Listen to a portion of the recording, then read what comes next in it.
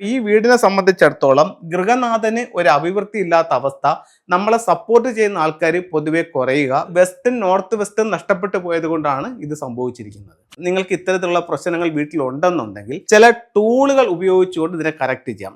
സ്ഥല പരിമിതികൾ മൂലം വീടിൻ്റെ ദിക്കുകൾ അല്ലെങ്കിൽ മൂലകൾ നഷ്ടപ്പെടുത്തിയാൽ ഉണ്ടാകാവുന്ന ചില ബുദ്ധിമുട്ടുകളാണ് നമ്മൾ നോക്കുന്നത്. അത് ഇപ്പം ഈ പുറമേ കാണിച്ചിരിക്കുന്ന ഈ ഒരു ലൈൻ നമ്മുടെ ലാൻഡ് ആണെന്ന് കരുതുക.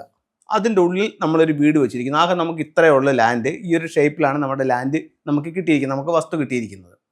അപ്പോൾ ഇവിടെ നമ്മളൊരു വീട് വെച്ചു. ഇവിടെ വന്നിരിക്കുന്ന ഒരു അപാകത എന്ന് പറഞ്ഞു കഴിഞ്ഞാൽ, ഈ വീട് നമ്മൾ സാധാരണ വെക്കുമ്പോൾ ഒന്നുകിൽ അത് സ്ക്വയർ അല്ലെങ്കിൽ റെക്ടാങ്കിൾ ഷേപ്പിൽ വരണമെന്നാണ് ഫുങ്ഷോയിൽ അല്ലെങ്കിൽ വാസ്തുവിൽ പറയുന്നത്. ഇവിടെ വന്നിട്ട് ഇതിൻ്റെ ഷേപ്പ് നഷ്ടപ്പെട്ടു പോയിട്ടുണ്ട്.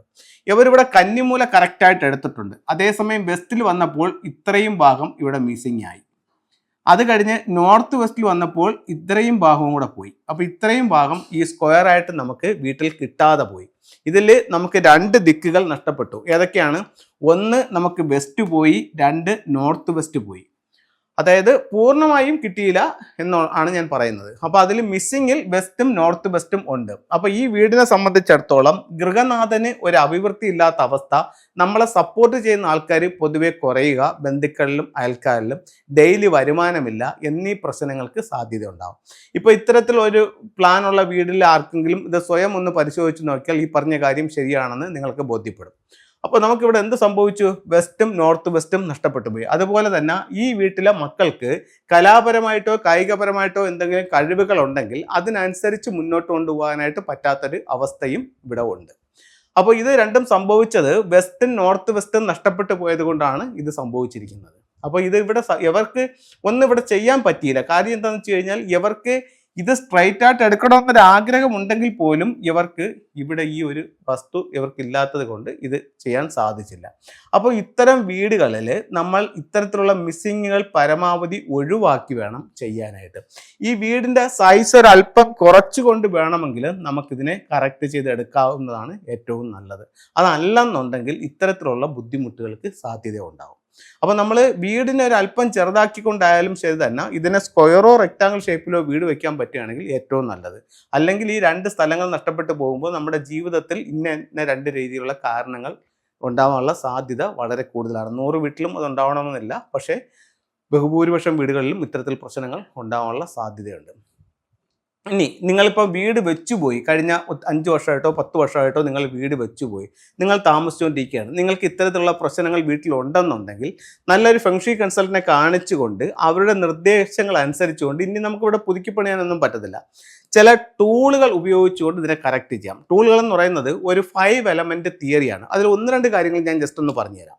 ഇവിടെ നമുക്ക് നഷ്ടപ്പെട്ടു പോയ ഭാഗം ഏതാണ്? ഇത്രയും ഭാഗം എന്ന് പറയുന്നത് ഇത് നമ്മുടെ നോർത്ത് വെസ്റ്റ് എന്ന് പറയുന്ന ദിക്കാണ് ഇവിടെ നമുക്ക് നഷ്ടപ്പെട്ടു പോയത്. അപ്പോൾ ഇവിടെ ഫുങ്ഷോ പ്രകാരം ഒരു 5 എലമെന്റിന്റെ തിയറി ഉണ്ട്. അപ്പോൾ നോർത്ത് വെസ്റ്റിൽ വരുന്ന എലമെന്റ് എന്ന് പറയുന്നത് മെറ്റൽ എനർജിയാണ്.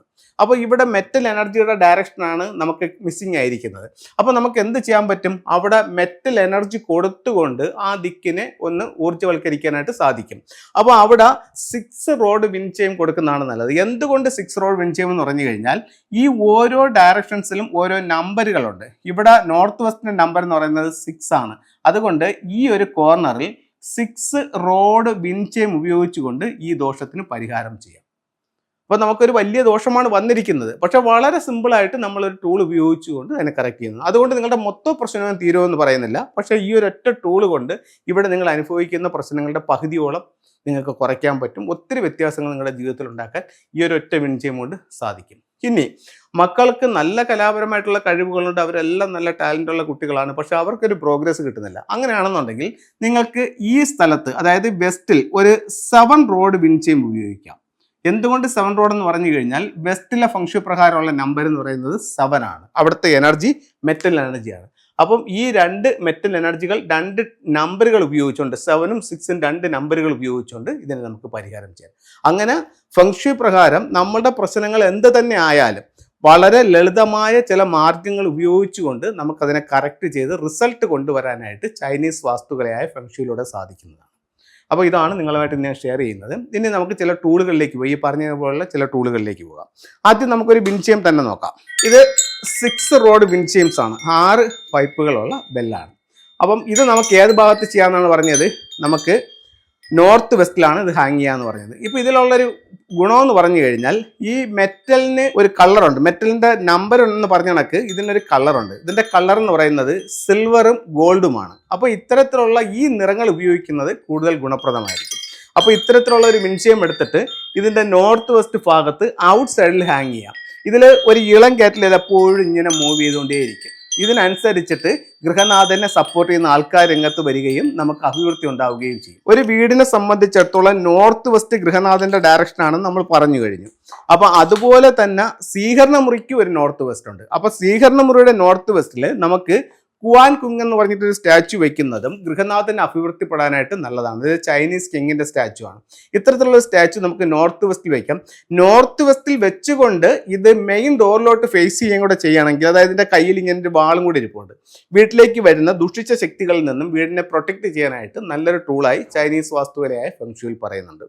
ഒരു ടൂളും കൂടെ നോക്കാം. കുട്ടികളുടെ വിദ്യാഭ്യാസത്തിന് അഭിവൃദ്ധി നേടാൻ വേണ്ടിയിട്ട് അവരുടെ സ്റ്റഡി ടേബിളിൽ വെക്കാവുന്ന ഏറ്റവും ഫലപ്രദമായിട്ടുള്ള ഒരു ടൂൾ എന്ന് പറയുന്നത് എഡ്യൂക്കേഷൻ ടവറാണ്, അഥവാ പഗോഡ ടവറാണ്. ഇത് ആ സ്റ്റഡി ടേബിളിൻ്റെ മുകളിൽ വയ്ക്കാം. അതല്ല വീട്ടിലാണ് വെക്കുന്നതെങ്കിൽ വീടിൻ്റെ സ്വീകരണ മുറിയിൽ നോർത്ത് ഈസ്റ്റ് കോർണറിൽ എഡ്യൂക്കേഷൻ ടവർ വെക്കാവുന്നതാണ്. അപ്പോൾ എല്ലാവർക്കും എല്ലാ ഐശ്വര്യങ്ങളും ഉണ്ടാവട്ടെ എന്ന് പ്രാർത്ഥിച്ചുകൊണ്ട് നിർത്തുന്നു. നന്ദി, നമസ്തേ.